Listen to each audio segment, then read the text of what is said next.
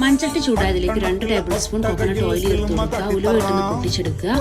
ചെറിയ ഉള്ളി ചേർത്ത് കൊടുക്കുക. നന്നായിട്ട് വഴറ്റിയ ശേഷം കറിവേപ്പില ചേർക്കുക. അത് നന്നായിട്ട് വഴറ്റിയെടുത്ത ശേഷം ഇഞ്ചി വെളുത്തുള്ളി പച്ചമുളകിൻ്റെ പേസ്റ്റ് ചേർത്ത് കൊടുക്കുക. പിന്നെ പൗഡേഴ്സിൻ്റെ പേസ്റ്റ് കൂടെ ചേർത്ത് നന്നായിട്ടൊന്ന് റോസ് സ്മെല്ല് പോകുന്നത് വരെ വഴറ്റി കൊടുക്കുക. പിന്നെ തക്കാളി ചേർത്ത് കൊടുക്കുക. പിന്നെ പുളിവെള്ളം ചേർത്ത് കൊടുക്കുക.